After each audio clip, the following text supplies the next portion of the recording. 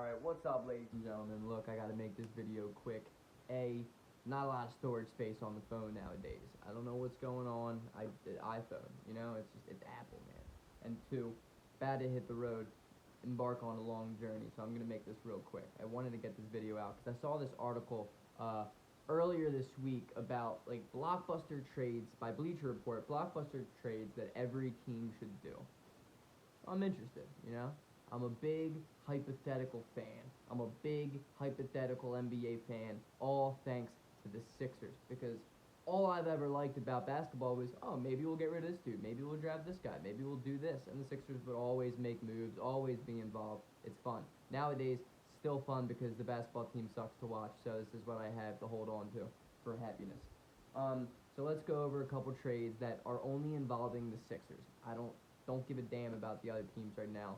Focused on the Sixers. Got Philly on my mind. First, we got Al Horford for Eric Gordon straight up. Right. Okay.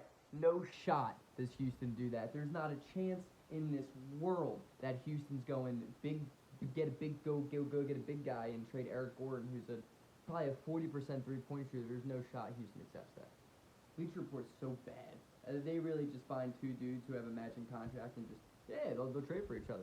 One needs to go to the other team, the other needs to go to the other. I mean, if I'm a Philly fan, dude, I'm taking that 10 times out of 10, no shit, but it's not going to be on the board. What else we got?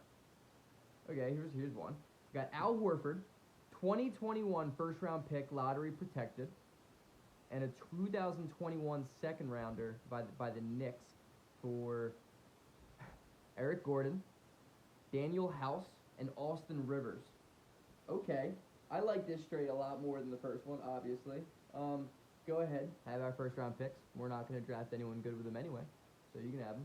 Have a second-rounder. We have like 146 in like the next 3 drafts, so take all our second-rounders. Al Horford, again, I would literally give up more than that to get that in return. Austin Rivers is a shot-creating go-to bucket getter off the bench. Hell yeah. Sixers don't have that. Sixers could use that. He's all offense. No defense, but whatever. I don't really like the guy. I don't know why. I just don't like him. I just don't like Austin Rivers. I didn't like him at Duke.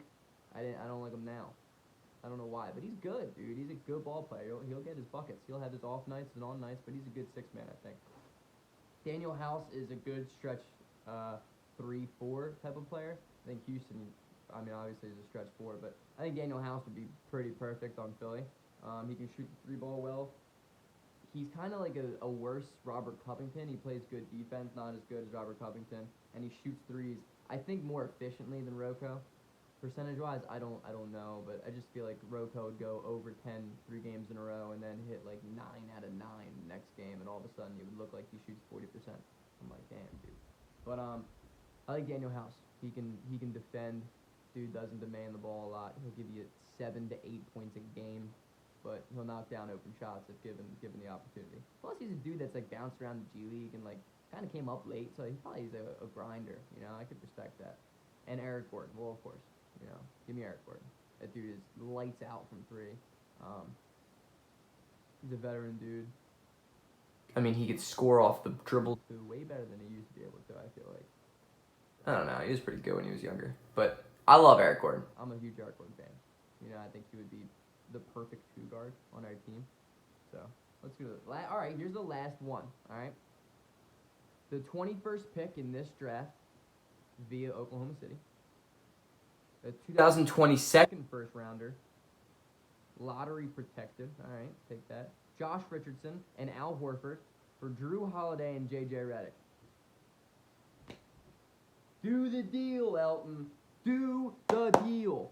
Now, why, Greg? It seems like there's a lot of assets you're giving up. 1, I love Josh Richardson, but he doesn't fit with the team. He doesn't. He's not a spot-up shooter. He's a great defender. He's okay making his own shot. Mid-range jumper game is all right. He's a gritty dude.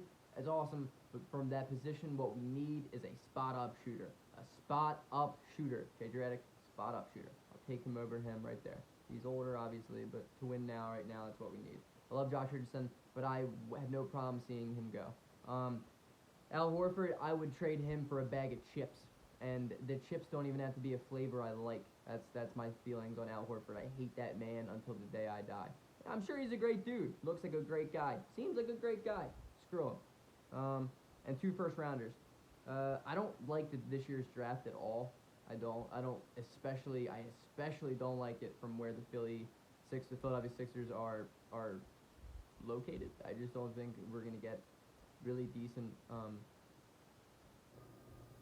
picks at number 21. I mean, I like Aaron Naismith, but I don't think Aaron Naismith's gonna drop. Josh Green, I don't think Josh Green's gonna drop.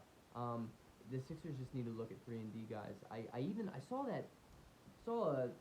some dude from Europe.